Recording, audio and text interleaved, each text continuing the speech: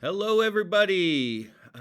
It is Chris and Dan. We are back and excited to be back for season 3 of A Father's Love Healing Through Heartache.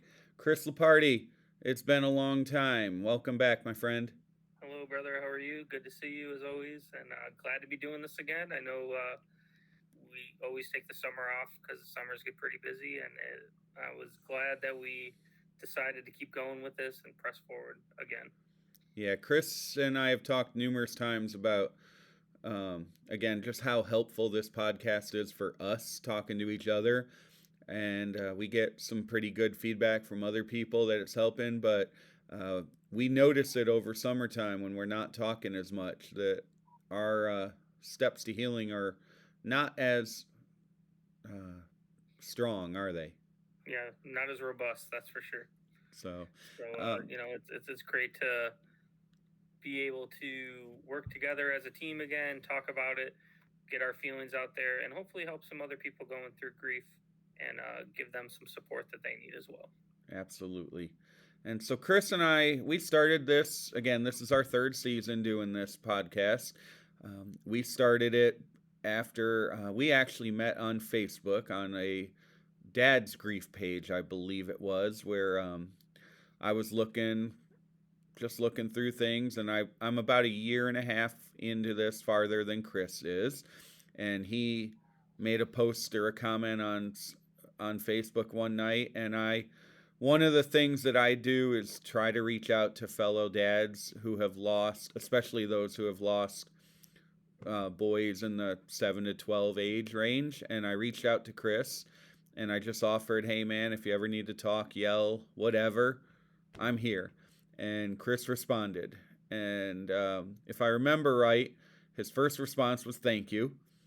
And then, if I remember right, about an hour later, I got the message, and he just felt comfortable venting. So, Chris, do you remember that and want to share Yeah, I anything? mean, I do remember that it was definitely on that Facebook group, a dad's grief group, and I think what ended up kind of tying us together is we were both from Western New York, and we had that commonality of our boys were around the same age.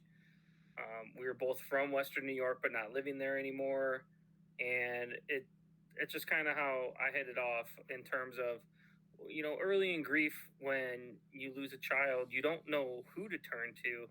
It's really hard because not a lot of people have dealt with it, or if they have dealt with it, they don't want to talk about it or something like that. So having Dan kind of come to my rescue at that time and give me his support, tell me what he did to help get him through those first year and a half, really was it helped me tremendously. And now that's Dan and mine's mission. We keep trying to do that. We look for people online, we try to help them, we reach out to them, and just offer that support. And but yeah, that's basically how it went down.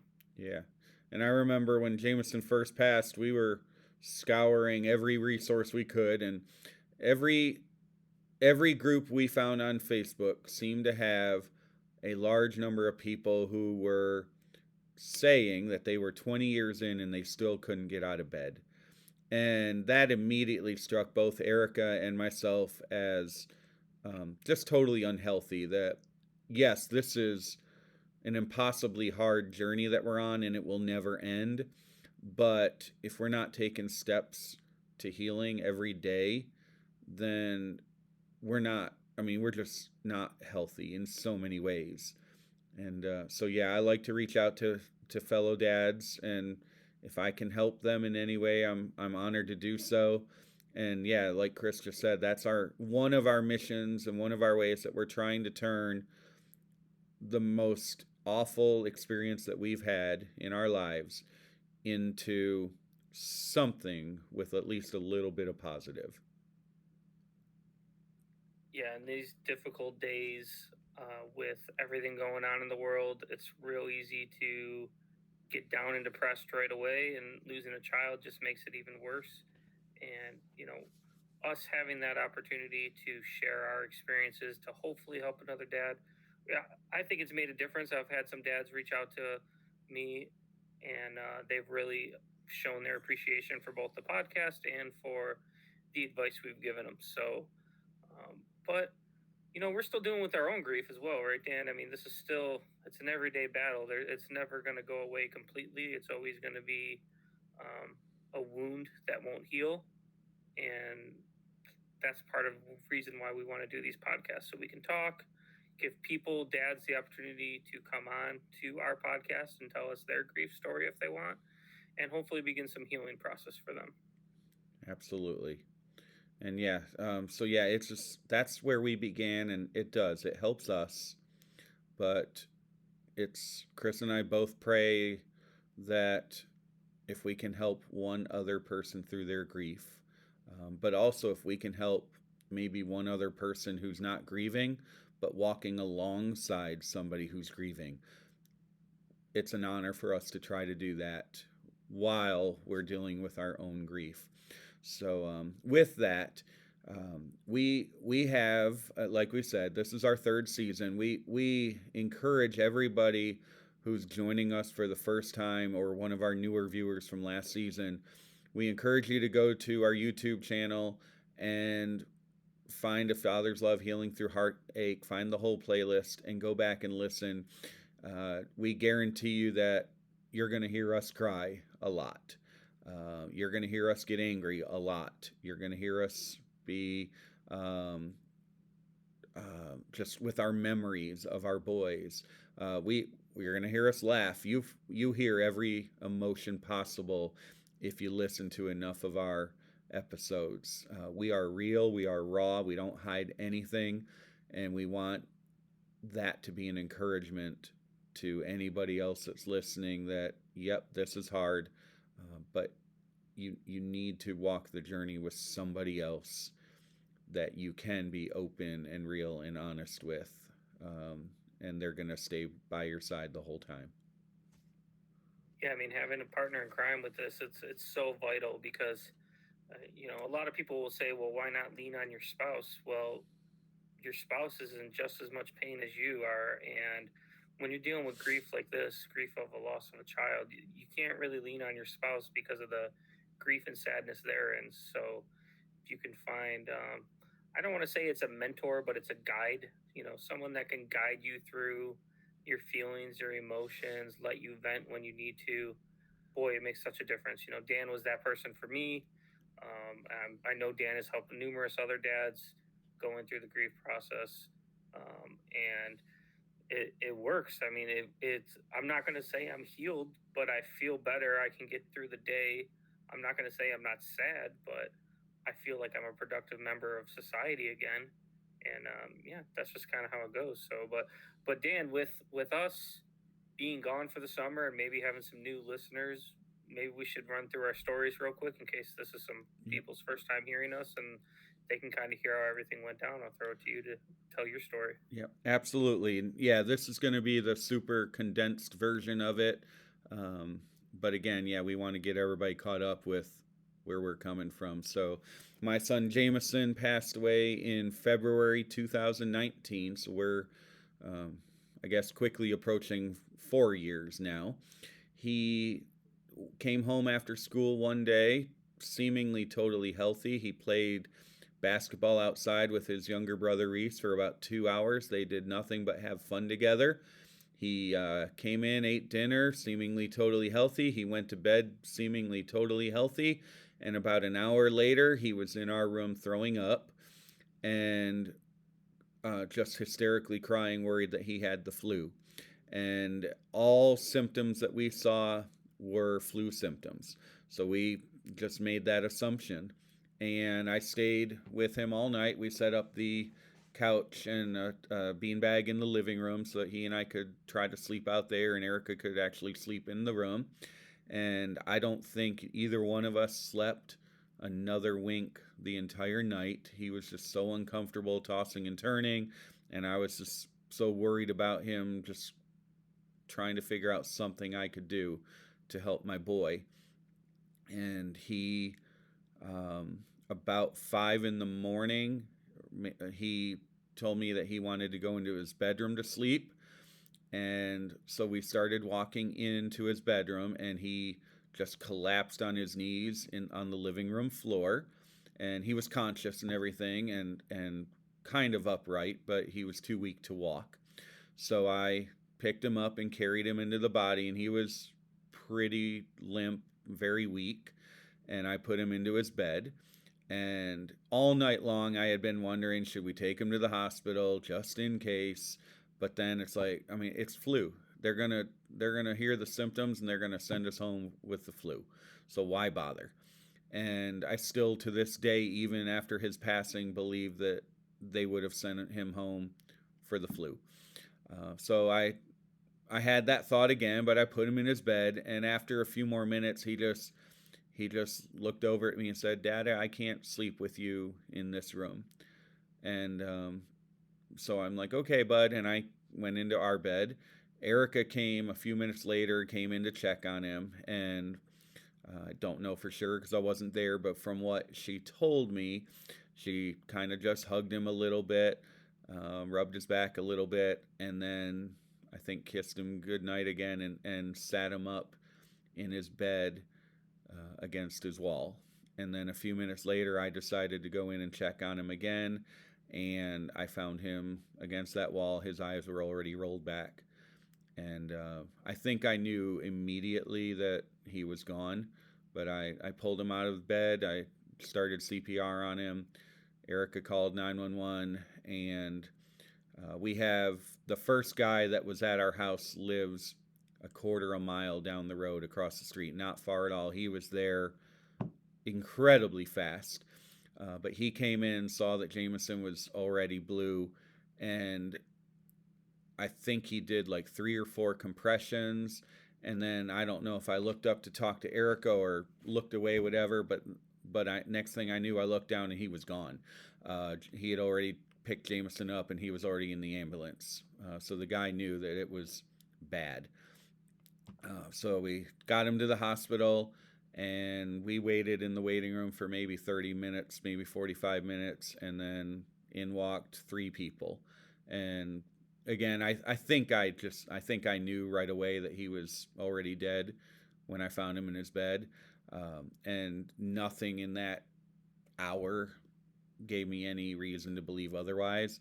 And just sitting in that room for what seemed like a really long time certainly didn't change my thoughts. And then when I saw 3 of them walk in, I mean, you just know. And sure enough, they told us they did everything they could, but they couldn't save him.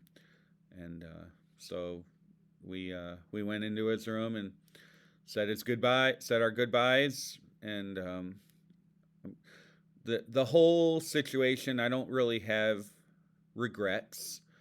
Again, I think if we had taken him to the hospital, and I'm certain they would have kicked us out and sent us home, that wouldn't have done anything. My only real regret is that we live in a small town, and we believe in organ donation. So when we were saying our goodbye to Jameson, we were very aware that we couldn't take too long, and so we called the doctor in and told him, like, yeah, we want his organs donated, and because of that, we're gonna leave, and so you can do what you need to and save the organs. And he had told us that we needed to have an autopsy. I think it was kind of standard procedure when a kid dies, and making sure that there wasn't child abuse and that we didn't beat him to death, things like that, which it's kind of lousy to have that planted in your mind that they think I actually beat my child to death, but understandable in today's world. But it broke my heart. I think it was the next night when they called and told us the autopsy results came back, and what he had passed away from, which turned out to be a birth defect that, for whatever reason, took 9.5 years to take him. But at that time, I asked, what about his organs? What organs could you save? And the doctor told me we couldn't save any because they didn't have a refrigerated car. And that's my only real regret, is that I didn't know any better to really fight. Like, no, I mean, sorry, screw the autopsy, or screw it for a day or two. We want his organs donated, so find a refrigerated car if that's what it is. But let's let his body try to help people. And So I feel robbed on that, but everything else it is what it is, and that's our story in a nutshell. Yeah, thanks for sharing, Dan. I know how hard it was. I was holding back some tears just listening to again. Every time I hear your story, it kills me. The part that always is hardest for me to listen to is when I think when Erica goes back in there for me. I for some reason always picture that in my mind. Her, probably being a real gentle mother, taking care of him, and um, yeah. So I'm of course extremely sorry that you and your family have had to go through this, man. It feels unfair, I'm sure, just like it feels unfair to me. So, um, Yep. but yeah, let me tell you my story about Mason. Um, so Mason was born November 16th, 2012, and he passed away on May 16th of 2020. Uh, if you remember, 2020 was kind of a crazy year with COVID, right? And May was pretty much the height of all the craziness going on. Um, Mason had a little sniffle and a little cough, but nothing that I would ever be concerned about as a dad with four boys. I had seen my fair share of illnesses run through our house, and um, I wasn't super concerned. Maybe I should have been. I was just getting over pneumonia myself, but um, I wasn't for some reason. He seemed totally fine. He was still playing outside, still being as normal of a kid post COVID as he could, having fun. I did try to make him a doctor's appointment, but because of COVID, no doctor would see him. I couldn't take him into any hospital. Well, I could have taken him to the ER, but like Dan, they would have kicked us out right away for that because of COVID. And I couldn't get him into any of his regular doctors or anything like that. Um, One day when I was I work at a fire department. My wife called me and said, "You need to leave work and get Mason to the ER. Something's wrong. I can tell. Something's not right." So I left work. I got him to the ER. Come to find out that Mason did have pneumonia, just like me. He had walking pneumonia. My pneumonia was much worse. I was laid out in bed for about 2 solid months before I recovered. Mason had walking pneumonia, and he was still playing football every day, and he was totally fine. So he also kept complaining about tingling in his legs, and the doctors kind of just brushed it off. They didn't know what it was. Um, they gave him an antibiotic right away for the pneumonia, and then they wanted us out of the hospital as quick as possible. I got home and went back to the fire station. I was only away from the house for maybe 2 or 3 minutes, and Amanda called me back right away, frantic that Mason was in a dead stare, drooling, and he wasn't responding to anything. I thought maybe he was having a seizure of some sort. I told her to call 911. I hung up with her, and I turned around and sped home right away. Um,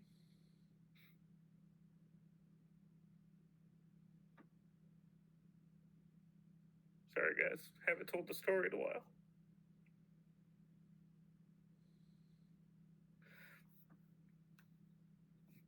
So I picked Mason up, got him to the ambulance as soon as it got there, got him to the hospital. Um, they couldn't figure it out. They took us to Boise. We were stationed in Mountain Home at the time. And they sent us home after that. He came out of the seizure like state. The neurologist couldn't figure it out. They thought maybe he had a reaction to the medicine. Sent us home. The very next morning, he had another episode. We rushed to the ER again. Did life flighted up to Boise. Found out that he had a condition called acute disseminated encephalomyelitis, which is basically his it's an autoimmune disease where his immune system was attacking his brain instead of the pneumonia that he had, and he ended up passing from that 3 days later. He was brain dead, and yeah, we had to take him off life support, and yeah, that's where our hell began, really. Um, we had him buried in Buffalo, New York, where we're originally from, and because I'm in the military, and yeah, that's kind of where our story in a nutshell of how misery started for us in that sense. So Yeah, and thanks, Chris. I think your story is a just a great reminder to everybody that's listening that you're over 2 years in, and you've told that story numerous times over the first two seasons, and the first few times we cried a lot, and then I remember you saying many times that you're able to tell the story now without really being too upset at the moment and without the tears so much. But Yeah. again, grief never ends, and Yeah. it it can hit in different ways. Yeah, for me right there, I remembered when I walked into my house and I looked in Mason's eyes, and it was just a dead stare, and he was like he was staring through me. And I remember picking him up, scooping him up, walking to the front porch, and Amanda was frantic, but she was in the house on 911. And it was just that one moment of me and Mason, and I was holding him, and I just said, "Hang in there, buddy. You're gonna be okay." Yeah. So I hadn't thought about that in a really long time. So Yeah. but I'm glad I did. I'm glad I got it out. It's Yeah. sometimes you got to get that cry out. So Absolutely. Absolutely, buddy. Um, so, Chris and I have discussed numerous times too. Like, obviously, there's a lot of similarities when you lose a child, but we've discussed differences too. And is it easier or harder to go through a certain way? Like, I had absolutely no chance. Erica and I had no chance to say goodbye to Jameson. Um, it was literally overnight from 8:30 at night until 5:30 the next morning was literally all the time we had, and no clue that again flu symptoms were going to turn out to be what they were. Um, and so I have that regret that, man, he didn't hear my voice one last time. Um, Chris had almost a week in the hospital with Mason, so they had that chance to say goodbye, even though Mason was struggling so much. Um, and I think Chris and I are in agreement that neither way is easier and better. I mean, they both just suck. yeah, they do. I mean, yours was instant. You didn't get that goodbye. Mine was long and drawn out, and um, it is so hard to decide the moment where I had to decide to take Mason off of life support. The doctors weren't pushing us, um, but at one point as a parent, you have to know that your son is not there anymore. Your dog, he wasn't there anymore. That wasn't Mason anymore. I saw his brain scan. There was literal his brain had been gotten so swollen that it wasn't there anymore. Um, it wasn't Mason anymore, and I couldn't. But to have his body still there, his heart rate jumping all over the place, up and down, because it wasn't getting any correct brain signals anymore. It was just, it was very difficult too. So there was neither one of us had it easy in that sense. So Absolutely. So that leads us into this season. We want to review just how our summers have been, what we've been doing, and obviously focusing on our boys and our attempts to honor them through everything we're doing. And again, that's one of the many messages that we want to get out is grief is awful, and it's forever. But Erica and I are committed to the fact that we don't want to be one of those people that in 20 years is posting on Facebook how we still can't even get out of bed. And we get out of bed. It's not easy. It's still hard to get out of bed every day, but we do. Chris mentioned just functioning. We can actually function on a day to day basis. And that's what we want to do with this podcast again, is just we want to help ourselves function and take a few steps forward in our healing process. And again, if there's a way that we can turn our pain into a purpose that helps other people, then we're honored to do that. yeah, definitely. I mean, there's got to be something more after losing our boys. We have to make sure that their memory is, one, not forgotten, and two, has a purpose. And I think that's one of our other missions, is to keep that memory and mission going after the loss. Absolutely. So Chris, let's have you talk about your summer. And you had you've had some pretty big decisions in the last, what, 6 months, maybe even longer, Yeah, and it's wreaked some havoc on your life at home. It's and created a lot of work for you.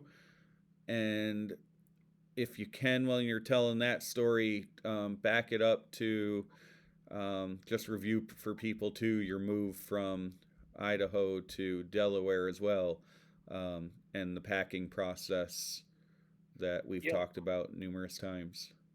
yeah. So when Mason passed away, the military has a program called humanitarian orders.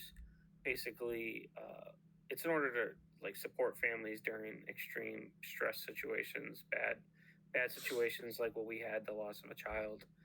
We were stationed in Idaho. We're from Buffalo, New York.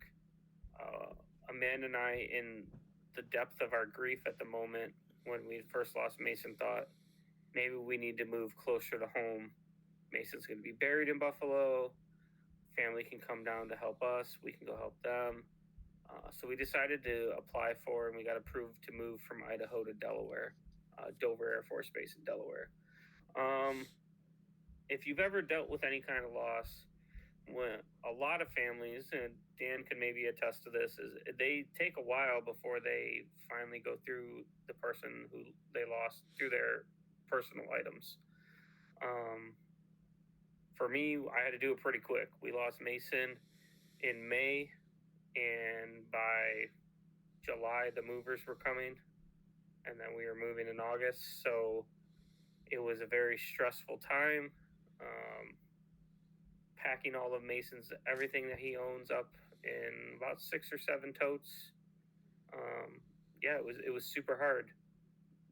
We got to Delaware. We've been here now for about 2 years. For those that were listening last year, you knew I had orders to go to Germany. Those kind of fell through. That happens in the military. Sometimes things just don't work out the way you thought they would. We were pretty excited. We were really close. We were within probably about 2 weeks of, probably within about 3 weeks of actually leaving, and it just kind of fell through at the last minute, and it is what it is. So, but with that, one door closes, another door opens. I decided it's probably time for me to leave my military career. I've been in for over 21 years now, and I've done my duty to our country, and I felt confident that I couldn't keep moving my wife and children anymore from base to base, especially after losing Mason. It's way too hard. So I applied for retirement. That's been approved. I should be retired and out of the military by next summer. And yeah, so, you know, between the moving to come to Delaware, the packing and going through the stuff again while here in Delaware to go to Germany, it's a lot of stress all on top of each other, and there's a lot of planning in order to move to another country. It's not like moving to another state or another city. So there was a lot of planning in that all kind of just fell apart at the end. And to be honest, I mean, it does stink, but if any of you are listening have ever been in the military, you know that is literally how it is. Sometimes it just works out like that. It just doesn't work out the way you want it to. And I have no hard feelings about it. Um, you know, I'm glad to be retiring now and looking forward to my new civilian life adventure and going from there. So that's well. Should I go over the organization too? What do you think, Dan? Yeah, let's come back to that in a little Okay. bit, Yeah. because So, but I that's want you that's to I want to hear a little more, because one of the things that of many that breaks my heart for the Lepardi family is the fact that, yeah, they had literally a couple months before they had to go through every ounce of Mason things. yeah, And then again with this past summer, even though a lot of it was already in boxes, you kind of had to go through it a second time to figure out what you're going to take to Germany and what you're going to leave. Yeah. And then the whole, we're literally putting our kid in a box. And Yeah. the other part, Chris, when you're addressing that, is it crushes me. Erica and I are fortunate that we have Jameson sitting on a shelf upstairs because we had him cremated. We just couldn't imagine him, his body rotting underground. Mm-hmm. So we're very fortunate that we have him with us at all times still. And so, Chris, talk more about your whole mental state with you were in Idaho and he's in where to put Mason, Yeah. and now you're in Delaware, and then possibly moving to Germany while he's where he is. Talk about all Yeah. of that. Yeah. I mean, there was a lot of mental strain, a lot of mental strain. So the hardest first mental strain was after we decided that Mason was going to be buried in Buffalo. Um, we've never been much of a family for cremation. We've always wanted to do burials, and but we knew we weren't going to bury him in Idaho. We'd only been in Idaho for a year at that point. You know, we had no real ties to Idaho, no one to take care of him when we left or anything. So we decided he had to be in Buffalo, where all of our family is, all of my wife's family, all of my family was there, and you know that was the ultimate end goal for us to get back there. So after his burial, you know, I visited his grave every single day for 3 weeks until we ended up leaving. And when I went back to Idaho, it was as probably besides the day him passing, it was one of the most crushing days because as a dad, you want to protect your kids. And you know, I felt at that moment like I couldn't be there to even protect his grave. I couldn't check on his grave to make sure it was okay, you know, make sure it looked nice, make sure it honored him the correct way. So it was really mentally taxing for me. Luckily, a lot of my family members checked on him often, sent pictures of his grave to me and Amanda, letting us know that he was okay. And you know, it's still hard even to this moment as I think about it every day that I can't visit him every day. Um, and then, you know, when we moved to Delaware, we've been fortunate. The move to Delaware had worked in the fact that we were able to go back to Buffalo often, and sometimes we were going once a month. Probably the first year we went once a month, um, and that helped because we could visit often. But the same thing, every time we left, it was difficult. And of course, this last time when we left, we thought we were going to Germany, so I wasn't gonna be able to visit them for, you know, probably 3 years until I came back. So really mentally taxing overall. I do have a huge sense of relief now that I have hit the retirement button and I know I'll be going back to Buffalo and I know I'll be able to go take care of him, visit him. You know, I'm not going to say I'm going to visit him every day, but I will visit pretty often um, to check on him. And, you know, for me, that's kind of my, um, you know, when I'm at his grave, there's this almost like this electric connection. I can feel his energy. Now, some people say, well, that's just his body, that's not his soul. I get it. But to me, that's my son under there. And I can feel the connection when I'm there. So it's important for me to go as often as I can. So, yeah, it's hard every single time. And I'm excited to move back to Buffalo and have that chance to visit him whenever I want. Yeah, we've talked numerous times about that connection and feeling presence and signs and all that, Yep. and Chris and I are on opposite sides on that belief. I want to be on his side, but I just struggle with it. Yep. Um, but I think that's a very important point that we'll need to talk about another time. Of just how do you stay connected with your lost child, because just forgetting about them and packing them in a box and putting them in a closet is not acceptable in any No, way definitely. to anybody that I know who's going through the grieving process.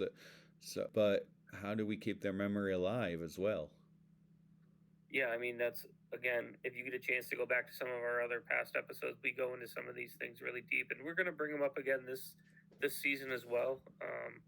But Yeah, it's difficult, and there's no right answer really. To be honest with you, it's what feels best for you in the Yeah, long run, to help you get through those moments. And a quick short answer in that sense. absolutely. Yeah, grief is an individual process that you can't do alone.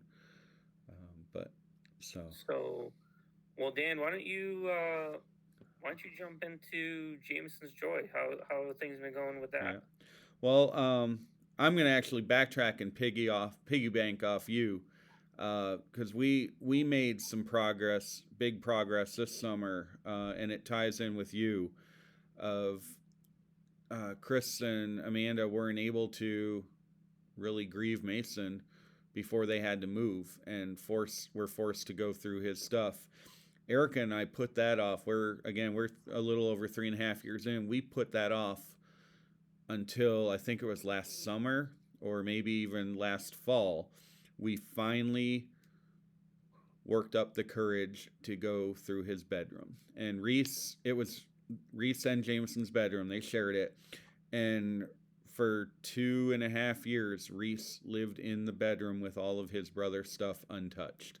And we didn't like that, but we just couldn't deal with it. So again, I can't imagine what Chris and Amanda went through having to do that so quickly.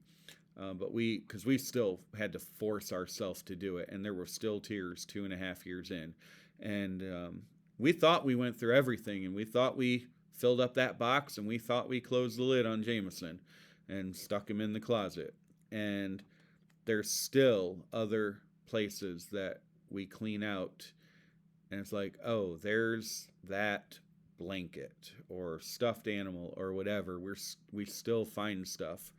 Um, and each time we think we're done, and we think, okay, we finally are through that stage of grief. And then this summer, we decided that we were finally gonna finish up a remodel of our basement that we just never had gotten the stairs carpeted, and that turned into a complete remodel of the upstairs. We did entirely new floors.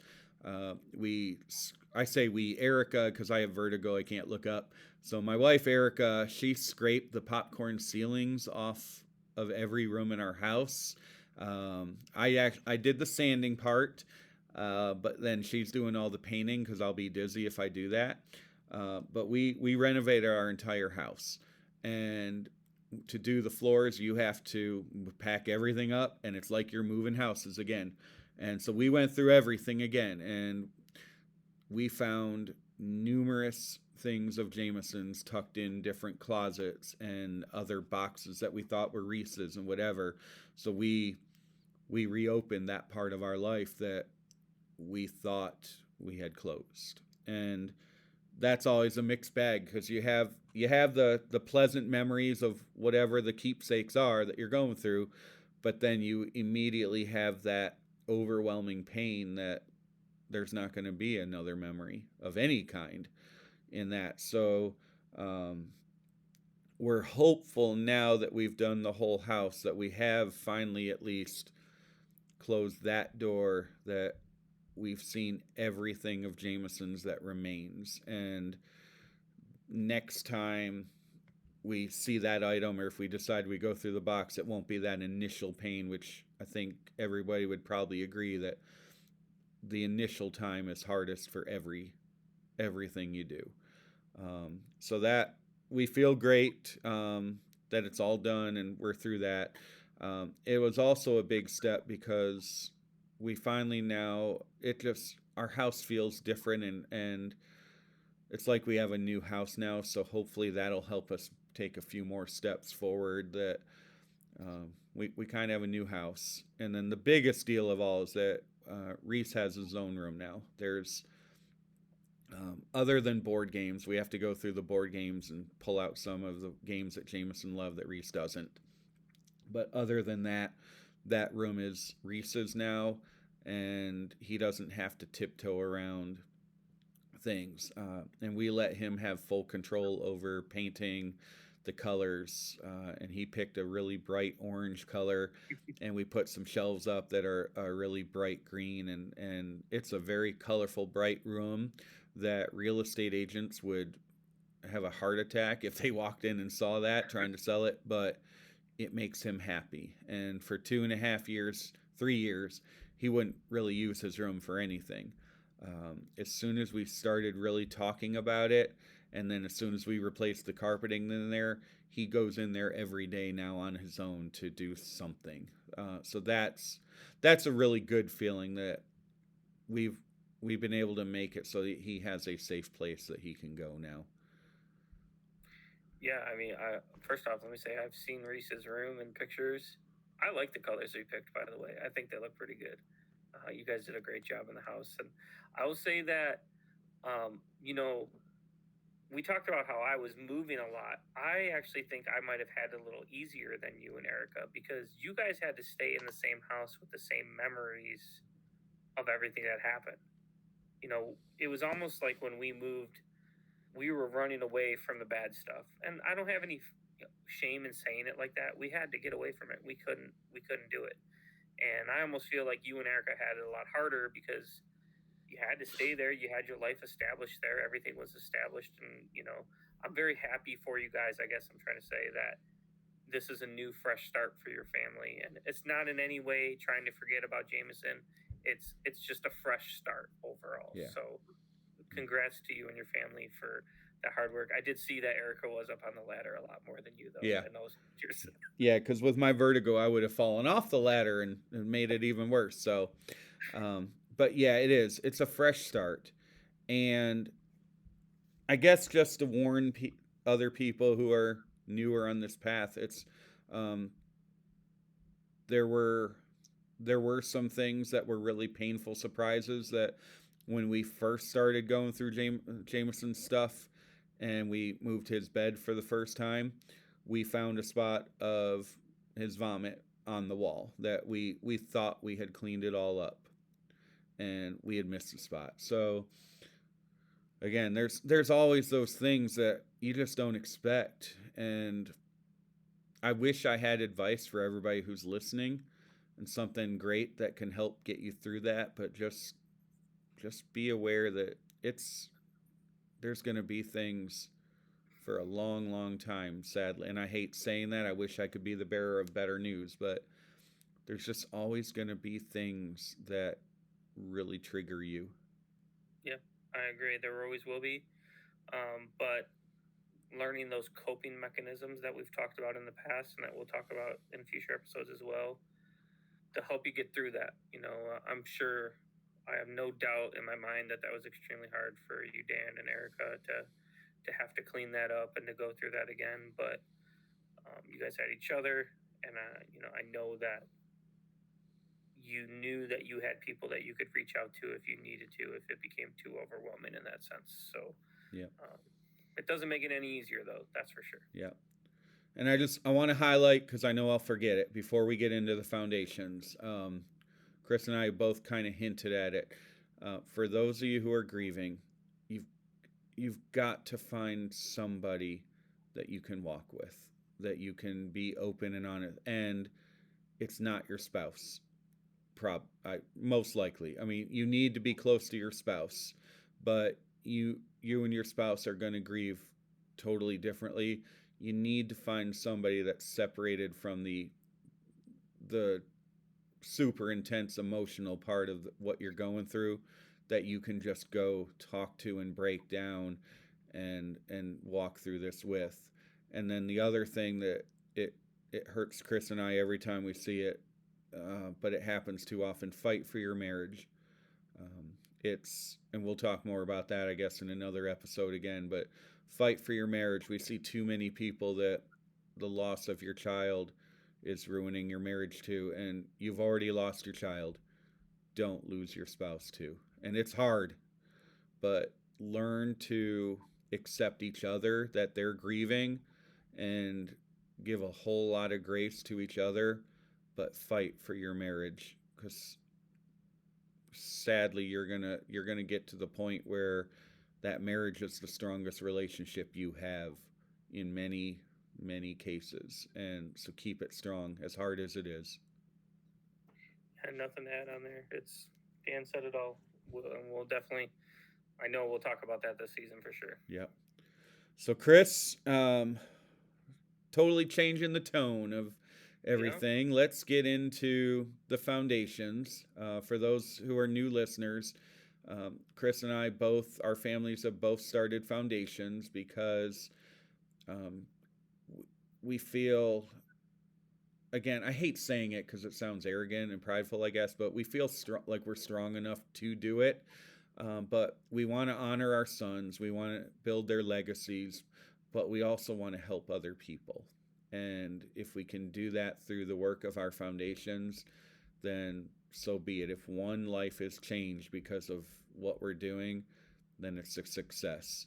So, Chris, with that, I'm guessing, other than in your closest circles, you've got some pretty big news to share.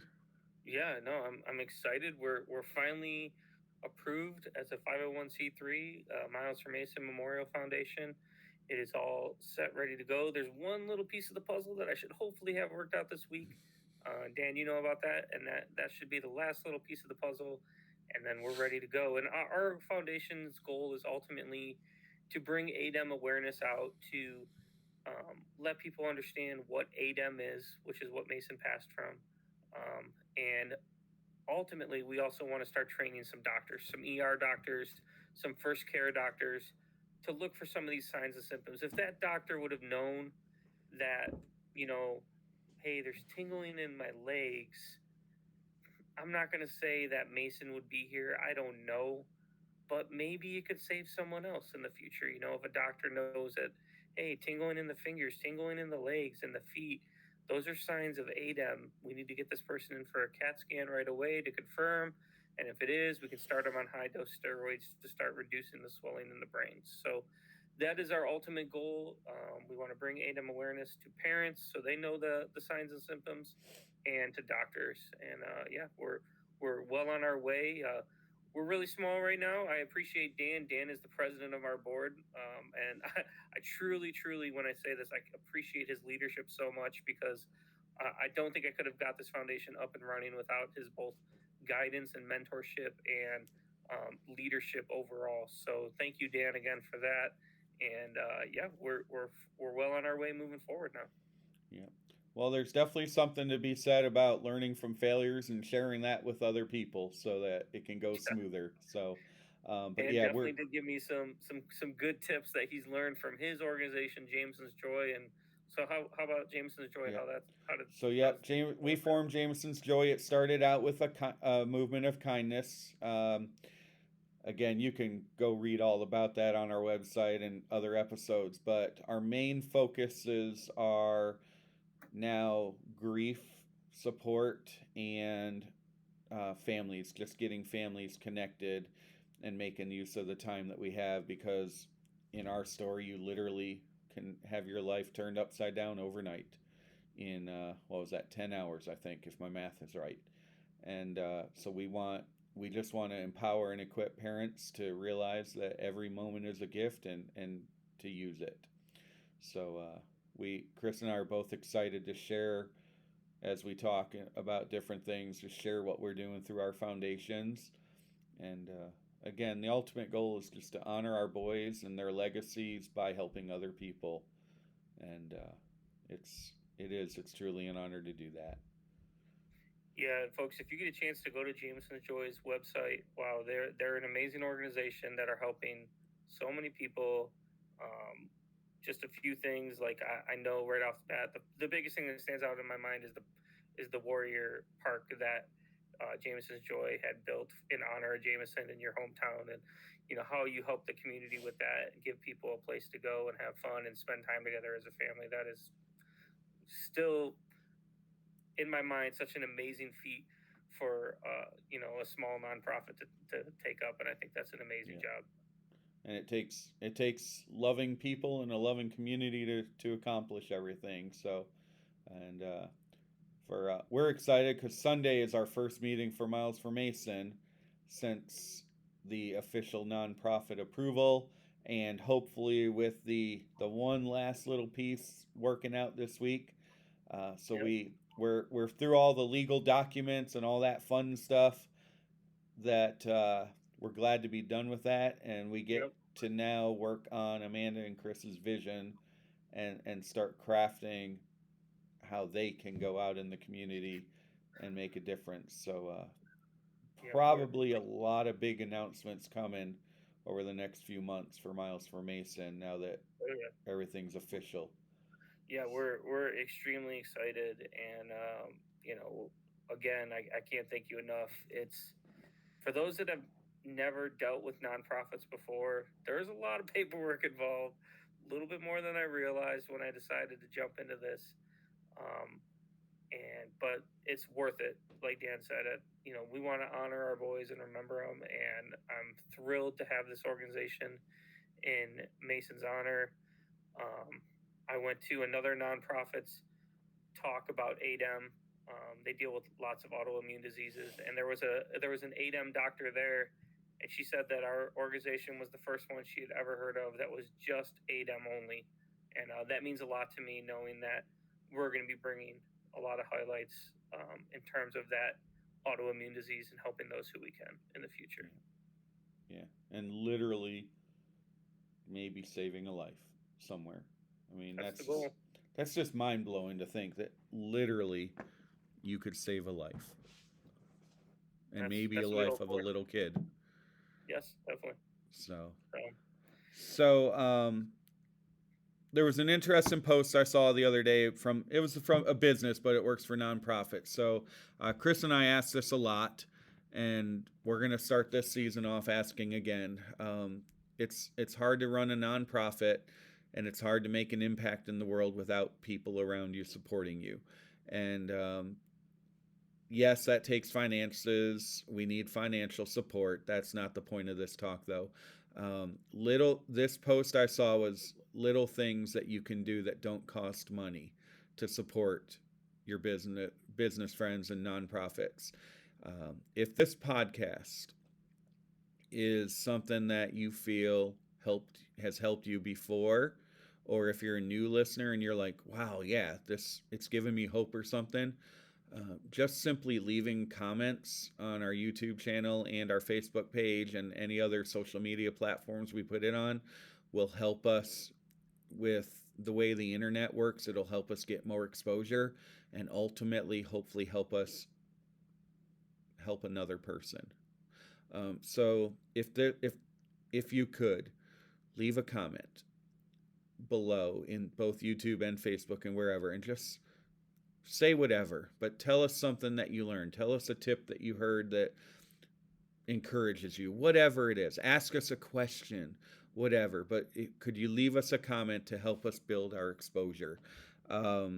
Leaving reviews, Miles for Mason and Jameson Joy, both on Facebook, on Google, everywhere you can. Can you go spend a few minutes and type a review about what it means to you that we're doing this podcast or something else that we've done that's affected you? That helps us build our mission and, again, hopefully save a life somewhere down the road. Um, the likes on Facebook are great, but they don't really do a whole lot in terms of exposure. So we thank you for liking our posts or putting the care icon or the heart, but really it's the comments that drive exposure. So we're going to keep asking you for that. Chris, you want to talk about guests and yeah, I that mean, side of the things, the way they can help us?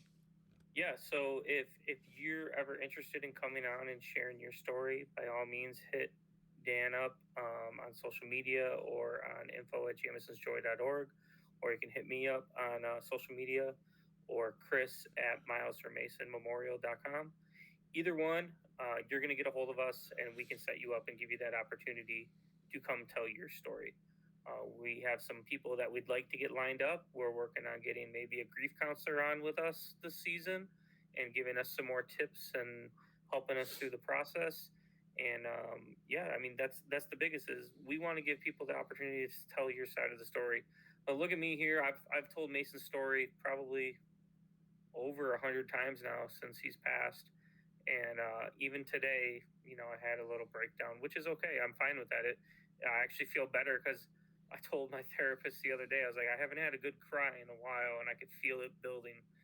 And I just needed that moment of remembering that to get that cry out. But I feel better because of it. Maybe you coming on our show and sharing your story, um, you'll get those emotions out that you need to. Sometimes they build up a little bit, and just being with two other guys that have been through it, we can help you through it the best we can. So Yeah, hit us up, let us know if we can help you. If you'd like to come on and be a guest, by all means, everyone's welcome. absolutely. And then the last one I can think of, topics for future shows and questions. If you have, for those of you who, whether you're grieving the loss or again, if you're walking alongside somebody that's grieving, if you have questions, please send them along.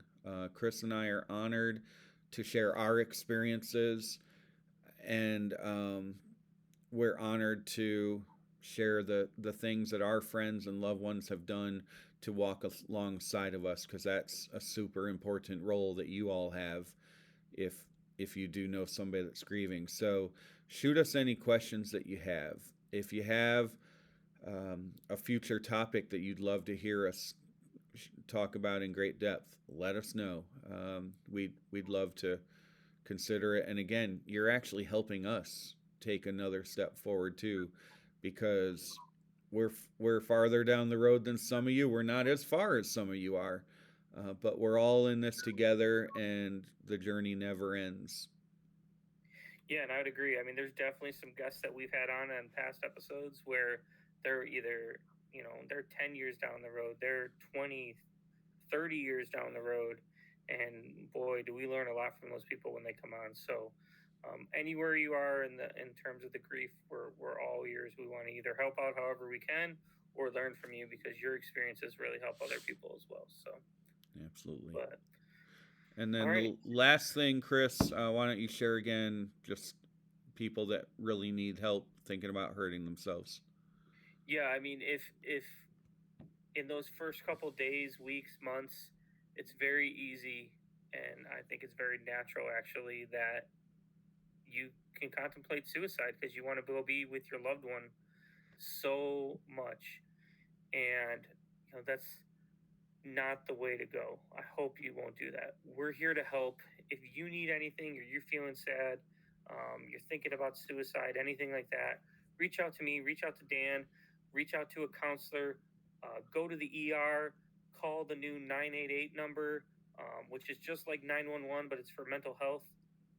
Do any of those things to get the help you need because you're important on this world and we don't want that to happen to anyone. So take that opportunity to reach out to whoever you need to that you feel comfortable with to get the help you need. Yeah. And that's not grief specific.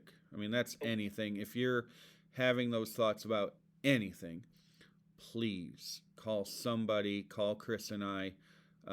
We may not have experience in whatever struggle you're having, but we will work our tails off to get you connected to the right person to walk you through it. But yeah, we don't want to see anybody hurt themselves. It breaks our heart.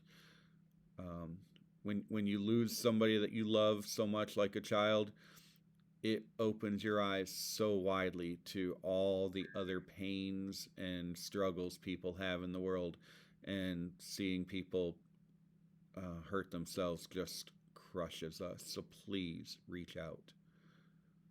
So Definitely, we're here to help. That's the whole point of this podcast is for people to help other people. Dan and I were not licensed experts. We've just had the experience. We've lived it in real life. So, but we're here to help out however we can. So, yeah, so awesome. Well, Chris, it's been awesome getting back into the swing of things. Just so everybody knows, we're gonna try an every other week schedule this season. Just life is busy, and we want to make sure that whatever we're talking about is high quality. Hopefully, so we're gonna go every other week this season. We hope you'll join us, and we are so grateful for those of you who have taken an hour of your time to listen to what we have to say, and we're honored if it helps you in any way. We're honored to be able to do that. definitely, thank you everyone for coming. Thank you everyone for listening. We know your hour is important. This time is important with your family. Um, but we're here to help. So let us know. All right. So that'll do it for our season 3, episode 1 of A Father's Love, Healing Through Heartache. Take care, everyone.